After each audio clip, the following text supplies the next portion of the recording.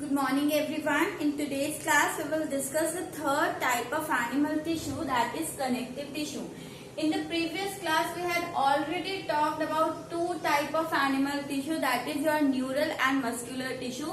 So this is the third animal tissue, that is connective tissue. So the first term or first question that arises in our mind that why we are calling it the connective tissue. इसे हम connective tissue बोल क्यों रहे हैं? So the answer is because it serves the function of binding or connecting one tissue to another. क्योंकि ये क्या कर रहा है, ये आपका काम कर रहा है कि ये हमारी बॉडी में एक पार्ट को, एक टिश्यू को, एक ऑर्गन को दूसरे ऑर्गन, दूसरे पार्ट या दूसरे टिश्यू के साथ बाइंड करने का, कनेक्ट करने का काम कर रहा है. लाइक हमारी जो आउटर स्किन है वो आपके स्किन के बीनीथ आपका प्रेजेंट है मसल. तो स्किन और मसल को कनेक्ट करने का काम, दो टिश्यूज को, दो ऑर्गन को कनेक्ट करने का काम जो आपका टिश्यू करेगा, that tissue is your connective tissue. Okay, then यहाँ पर कनेक्टिव टिश्यू बच्चा मोस्टली आपके जो भी कनेक्टिव टिश्यू होते हैं they have two components. Connective tissue में आपके दो कंपोनेंट्स होते हैं. The first component here is called matrix and the second complex here is cells. आपके किसी भी कनेक्टिव टिश्यू के अंदर आपको दो पार्ट मिलेंगे, दो कंपोनेंट मिलेंगे. एक तो उसमें मैट्रिक्स प्रेजेंट होगा. अब ये मैट्रिक्स क्या है? मैट्रिक्स बच्चा यहाँ पर आपका फ्लूइड या सेमी सॉलिड जेली जैसा सब्सटेंस जो प्रेजेंट होता है उसे हम मैट्रिक्स कहते हैं. यानी मैट्रिक्स आपका लिक्विड भी हो सकता है, सेमी सॉलिड हो सकता है, जेली शेप हो सकता है, और उस जेली में, उस लिक्विड में, उस सेमी सॉलिड मैट्रिक्स में आपका सेल अगर प्रेजेंट है तो ये दोनों मिलकर आपका क्या बना रहे हैं? कनेक्टिव टिश्यू को बना रहे हैं. सो कनेक्टिव टिश्यू है क्या? जो हमारे एक पार्ट को, एक टिश्यू को दूसरे से कनेक्ट करे और उसमें दो कंपोनेंट होने चाहिए, मैट्रिक्स एंड सेल. ओके, अब यहाँ पर बात करते हैं, अगर हम बात करें टाइप्स ऑफ कनेक्टिव टिश्यू, तो ह्यूमन बॉडी में आपका यहाँ पर 5 टाइप्स के कनेक्टिव टिश्यू है. So how many types of connective tissues are there? 5 types. The first one is areolar tissue. Areolar को बच्चा हम एक और नाम से बोलते हैं, that is loose connective tissue. So areolar को आप लूज कनेक्टिव टिश्यू भी बोलते हैं. Second is adipose tissue. Then third liquid connective tissue. Liquid connective tissue को आप सिंपली वस्क्यूलर टिश्यू भी बोल सकते हैं. सिर्फ प्लांट के अंदर भी आपका जो क्या कर रहा था, ट्रांसपोर्ट कर रहा था, उसे हमने वस्क्यूलर बंडल कहा था. तो यहाँ पे जो लिक्विड कनेक्टिव टिश्यू है, एक ऐसा कनेक्टिव टिश्यू जो लिक्विड की फॉर्म में एक पार्ट को दूसरे से कनेक्ट कर रहा है, तो इसे हम वस्क्यूलर टिश्यू भी कहते हैं. और लिक्विड कनेक्टिव टिश्यू के अंदर हम यहाँ पर बात करेंगे, हमारी बॉडी के अंदर लिक्विड फ्लूइड फॉर्म में ऐसा कौन सा सब्सटेंस है जो एक पार्ट को दूसरे से कनेक्ट करे, दैट इज योर ब्लड. आपकी बॉडी में ब्लड जो है वो एक लिक्विड कनेक्टिव टिश्यू की तरह काम करता है, जो एक पार्ट को आपके दूसरे बॉडी पार्ट से कनेक्ट कर रहा है. सो वन इज ब्लड और सेकेंड आपका ब्लड से ही डिफ्यूज होकर एक और लिक्विड आपका फॉर्म होता है which is called lymph. So यहाँ पर लिक्विड कनेक्टिव टिश्यू में we have to study blood as well as lymph. Now next is your solid connective tissue. Solid connective tissue को बच्चा हम skeleton tissue भी बोलते हैं. We are calling it skeleton tissue also. और skeleton tissue के अंदर आपको स्टडी करना है आपकी बॉडी में सॉलिड आपका पार्ट जो कि एक पार्ट को दूसरे से कनेक्ट कर रहा है. आपकी बोन आपके डिफरेंट पार्ट्स को कनेक्ट करने का काम करती है. तो यहाँ पर हम बात करेंगे आपकी बोन की, और आपका यहाँ पर बॉडी में दो तरह की बोन होती है. एक बोन जो कैल्शियम कार्बोनेट से बनी हो, स्ट्रॉन्ग होती है. दूसरी आपकी कार्टिलेज यानी कि सॉफ्ट बोन होती है. जैसे नॉर्मली आपकी हैंड्स में जो बोन है, आप इस बोन को मोड़ नहीं सकते हो, ये बहुत हार्ड और रिजिड है, आप इसे घुमा नहीं सकते हो. लेकिन वहीं पर अगर आप नोज टिप को यहाँ पर टच करो तो यहाँ पर भी बोन है, बट आप इसे मूव कर सकते हो। इसी तरह आपके ईयर में भी बोन है, लेकिन आप इस बोन को मूव कर पा रहे हैं। तो वो बोन जो आपके सॉफ्ट नेचर की डेलिकेट है और वो आपका फ्लेक्सिबिलिटी शो करके मुड़ सकती है, तो वो आपकी बोन होती है soft bone, that is your cartilage. Okay, तो यहाँ पर आपको स्केलेटल टिश्यू में दो स्टडी करने हैं, bone and cartilage. And the last is your dense regular tissue.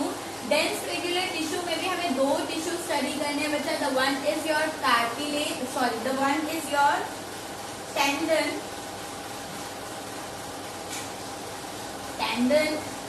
and the second is ligament, tendon and ligament. So these are different types of connective tissue which is present in human body. यहाँ पर हम सबसे पहला आपका connective tissue लेते हैं which is called your areolar or loose connective tissue. तो बच्चे यहाँ पर इस कनेक्टिव टिश्यू का आपको सिंपली यहाँ पर डायग्राम याद करना है।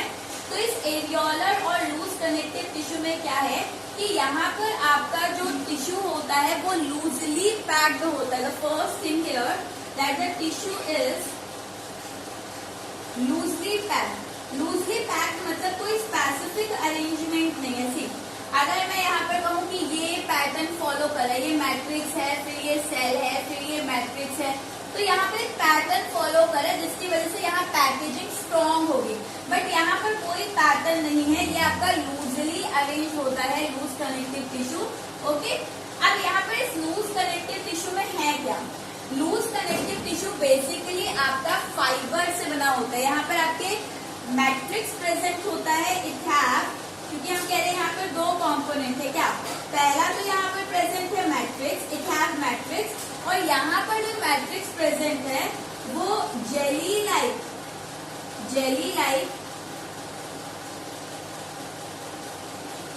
सब्सटेंस है।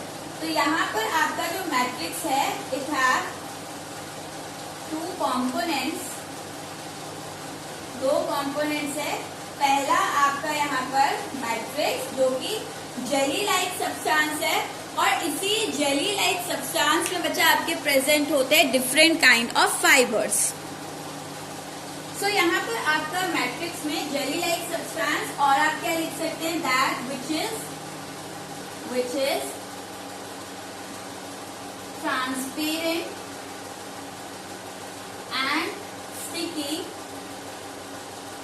विद न्यूमरस, और यहाँ पर क्या है इस जेली में, विद न्यूमरस फाइबर। इस जेली के अंदर बहुत सारे फाइबर है। सी, आपका यहाँ जो डॉट से रिप्रेजेंट किया है ब्लैक, ये जेली लाइक सब्सटेंस है, ट्रांसपेरेंट होता है, स्टिकी होता है, और इस जेली में आपके डिफरेंट फाइबर्स है। जैसे यहाँ पर मैंने व्हाइट फाइबर्स शो किए हैं, ग्रीन फाइबर शो किए हैं।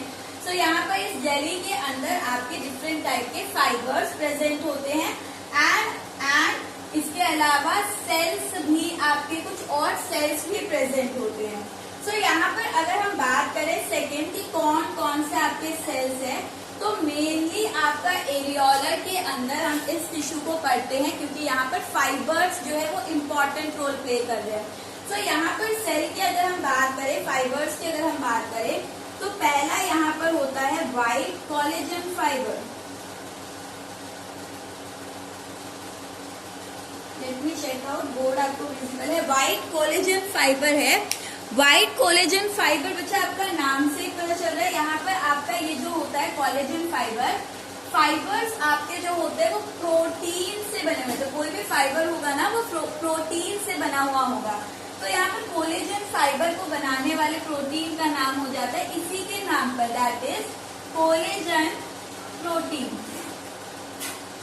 ठीक है, तो यहाँ पर collagen fibre that is form of, यहाँ पर कोलेजन फाइबर बना हुआ है फॉर्म ऑफ किससे बना हुआ है, कोलेजन प्रोटीन से बना हुआ है। और ये कोलेजन प्रोटीन का फंक्शन क्या है, तो अगर हम कोलेजन प्रोटीन के फंक्शन की बात करें, तो कोलेजन प्रोटीन का फंक्शन होता है कि ये फाइबर को क्या देता है, फ्लेक्सिबिलिटी एंड स्ट्रेंथ। फाइबर्स क्या दे रहे हैं, ये फाइबर्स इस टिश्यू को फ्लेक्सिबिलिटी यानी कि फ्लेक्सिबल होता है जिसे हम मोड़ सके, मोल्ड कर सके, टिल्ट कर सके, और स्ट्रेंथ प्रोवाइड कर रहा है। अब यहाँ पर दूसरा फाइबर क्या होता है, आई एम रबिंग दिस अपसाइड, तो यहाँ पर बच्चा इसमें एक तो हमने पढ़ लिया कि यहाँ पर व्हाइट कोलेजन फाइबर है, दूसरा यहाँ पर होते हैं येलो इलास्टिन फाइबर। ओके, पूरा रब कर देती हूँ। तो यहाँ पर आपको डायग्राम में यहाँ पर क्या करना है, सी डायग्राम में सबसे पहले तो आपने यहाँ पर बात की ये मैट्रिक्स है, मैट्रिक्स है, फिर यहाँ पर ये आपके क्या है व्हाइट कोलेजन फाइबर, देन यहाँ पर दूसरे मैंने यहाँ ग्रीन से रिप्रेजेंट किए हैं, एक्चुअल में ये क्या होते हैं येलो इलास्टिन फाइबर्स। ठीक है, तो 3 आपके लेवल हो गए, मैट्रिक्स हमने बात कर ली और 2 आपके फाइबर्स की। अब ये जो येलो इलास्टिन फाइबर है, ये नाम से पता चल रहा है ये किससे बने हुए हैं, दे आर फॉर्म्ड ऑफ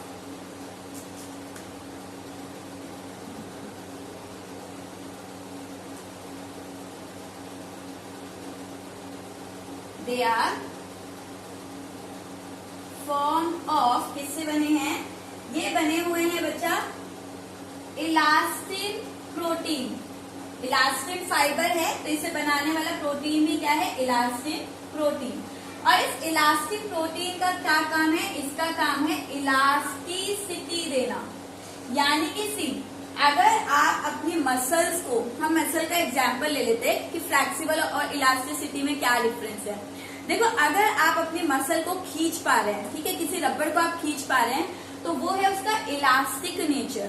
ठीक है, एंड अगर आप किसी चीज को मोल्ड कर पा रहे हैं, उसकी शेप चेंज कर पा रहे हैं, तो वो होता है फ्लेक्सिबल, कि वो मुड़ सकता है और फिर नॉर्मल पोजीशन पे आ सकता है। तो यहाँ पर आपके जो कोलेजन फाइबर थे वो फ्लेक्सिबिलिटी प्रोवाइड करते हैं और इलास्टिन फाइबर जो है इलास्टिसिटी प्रोवाइड करते हैं। इसके अलावा यहाँ पर कुछ और सेल्स होते हैं, जैसे कि ये मैंने छोटे से रिप्रेजेंट किए हैं black, these are your mast cell. Mast cell बच्चा आपका कहीं पर भी लिखा है, ये अनडिफरेंशिएटेड सेल है, यानी ये कोई फंक्शन नहीं परफॉर्म कर रहा है, बल्कि किसी सेल की अगर कमी होती है तो ये मास्ट सेल उस सेल के अंदर कन्वर्ट हो जाता है। मान लो इस कनेक्टिव टिश्यू में आपका इलास्टिक फाइबर्स की कमी हुई, तो ये मास्ट सेल अनडिफरेंशिएटेड है, यानी कि किसी पर्टिकुलर स्ट्रक्चर में या सेल में कन्वर्टेड नहीं है कि जो फंक्शन परफॉर्म कर रहा हो।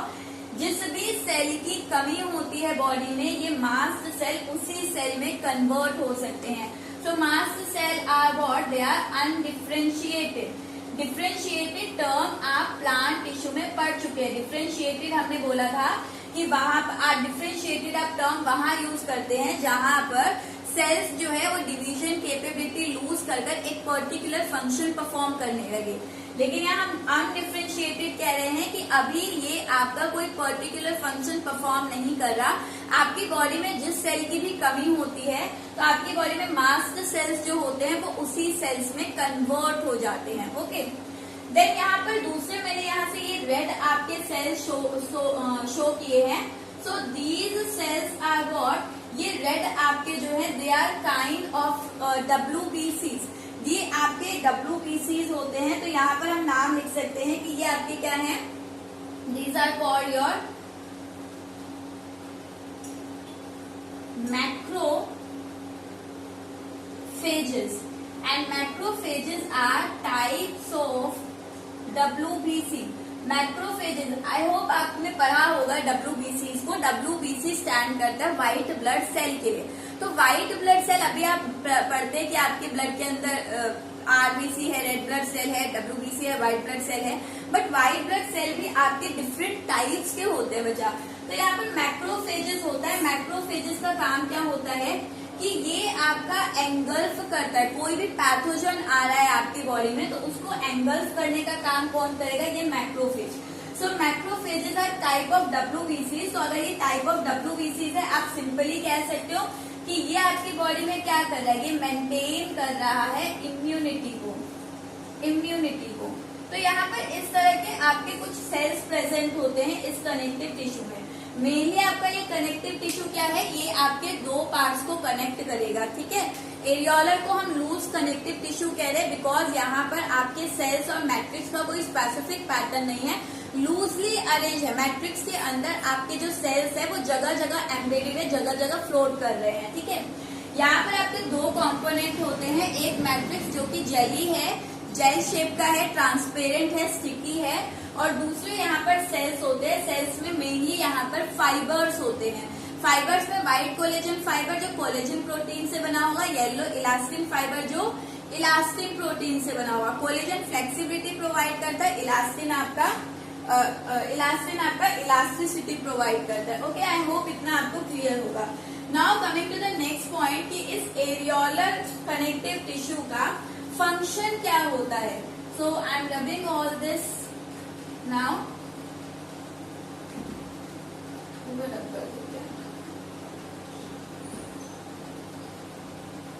You can use your references to draw this tissue if it is not that clear to you, ठीक है, क्योंकि कॉम्प्लेक्स सा स्ट्रक्चर दिखता है, वैसे है नहीं।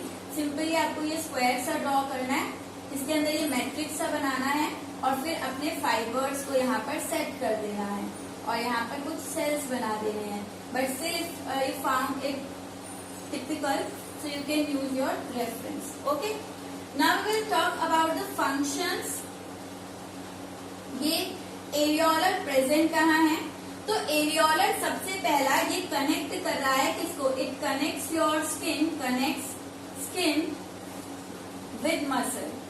आपकी मसल और स्किन के बीच में आपका जो टिश्यू प्रेजेंट होता है that is your areolar tissue. Then ये आपका पैकेजिंग टिश्यू की तरह काम करता है, also called packaging tissue. Packing होता है जैसे आपकी बॉडी में दो ऑर्गन है, मान लीजिए ये आपका स्टमक है, ये आपका लिवर है। अब स्टमक और लिवर के बीच में आपकी बॉडी जो है वो पूरी तरह से सॉलिड नहीं है बच्चा, तो आपके डिफरेंट ऑर्गन्स के बीच में स्पेसेस प्रेजेंट है और इसी स्पेसेस को फुलफिल करने के लिए यहाँ पर एक कनेक्टिव टिश्यू प्रेजेंट होता है। तो यहाँ पर ये क्या कर रहा है, it is also called your packaging tissue. अगर आपका 1 मार्क्स में आ जाए कि इन सब कनेक्टिव टिश्यू में से पैकेजिंग टिश्यू कौन सा है और आपको ऑप्शन में एरियोलर मिले, तो you have to mark this that it is called packaging tissue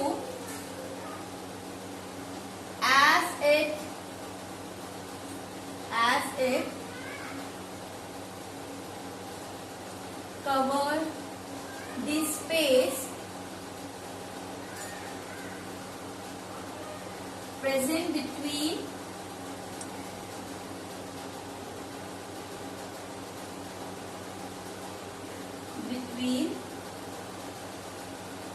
organs. आपके डिफरेंट ऑर्गन्स के बीच में जो स्पेस प्रेजेंट होता है उसे ये पैक करने का या उस स्पेस को कवर करने का काम करता है, that is the reason we are calling it packaging tissue. Now the next point that it also PACS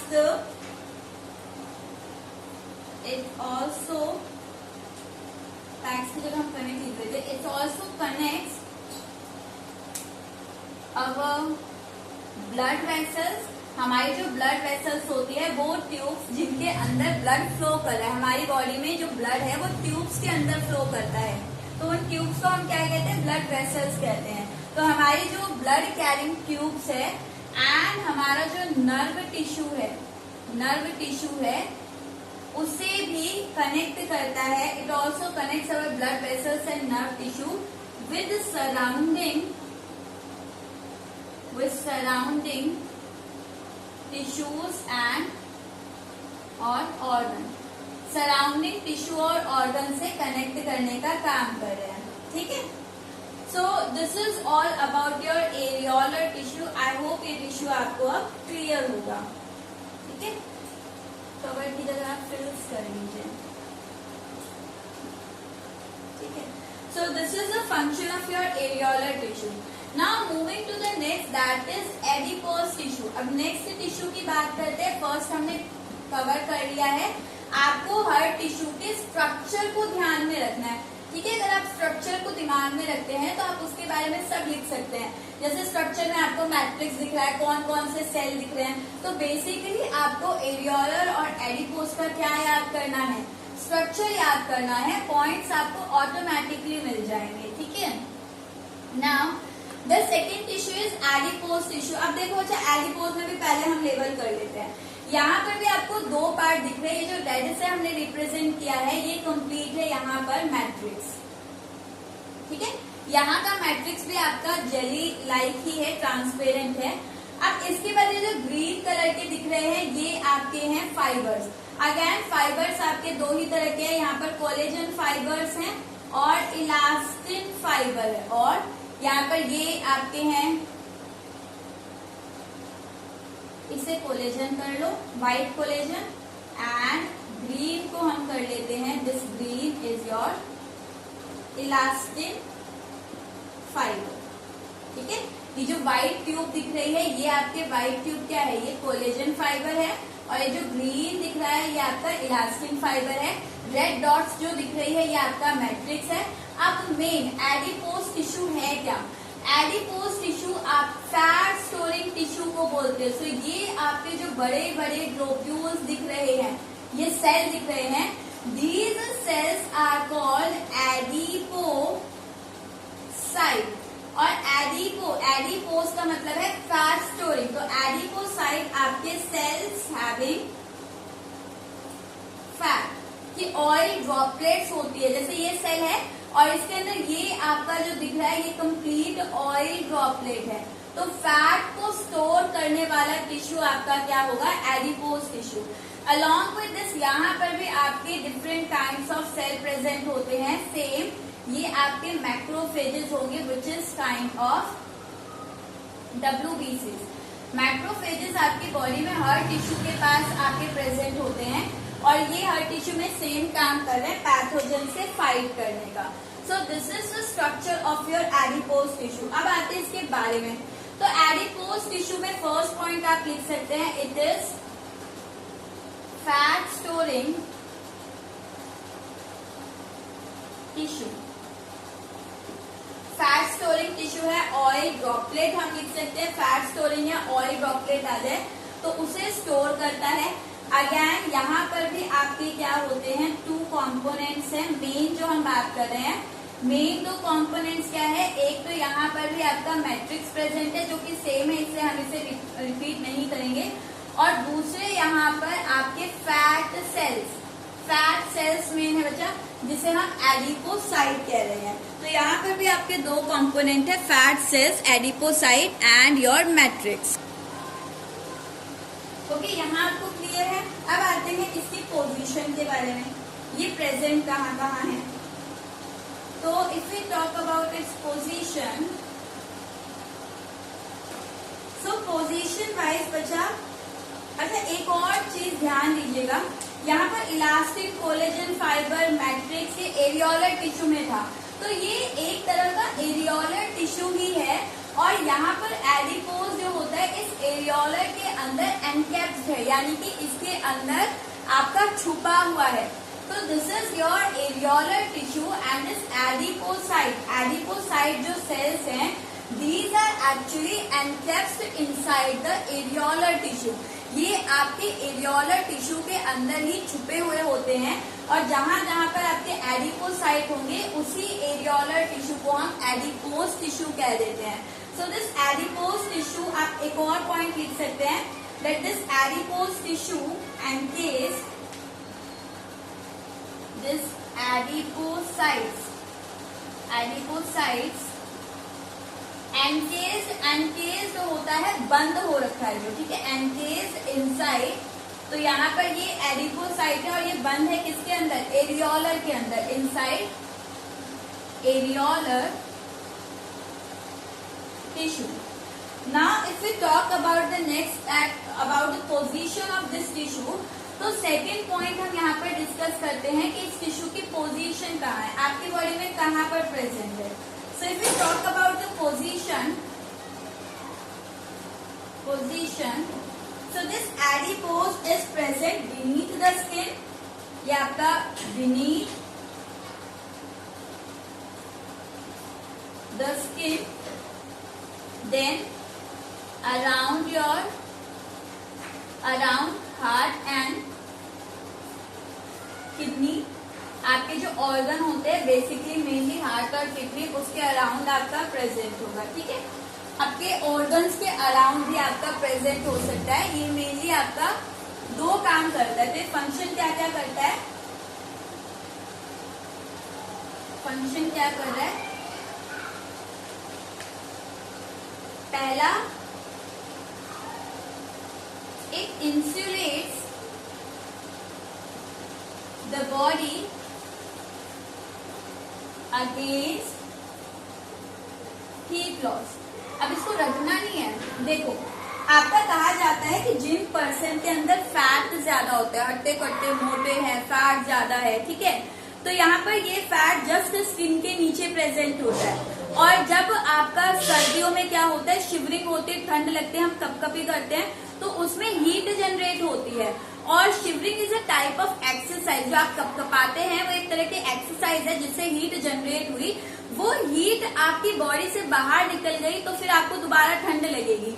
तो यहाँ पर वो जो एक्सरसाइज होती है, शिवरिंग होती है, वो आपके बॉडी के टेम्परेचर को एनवायरमेंट के टेम्परेचर के साथ मेंटेन करने के लिए होती है। तो जब आप शिवरिंग करते हैं, हीट प्रोड्यूस होती है, वो हीट आपकी बॉडी में गर्माहट लाती है। तो उस हीट को आपकी बॉडी में ही रखने का काम कौन कर रहा है, ये एडिपोज टिश्यू, यानी कि इंसुलेटर की तरह एक्ट करता है, हीट को बाहर नहीं निकलने देगा। ये इंसुलेट करता है बॉडी को अगेंस्ट हीट लॉस। ये हमारी बॉडी से हीट लॉस नहीं होने देता है, ठीक है, तो हमारी बॉडी को गर्म रखता है। और यही आपका एडिपोसाइट, यही जो इंसुलेटर की तरह काम कर रहा है कैमल के अंदर। इसी एडिपोज को हम बोलते हैं कि एडिपोज कहाँ प्रेजेंट है, तो इन कैमल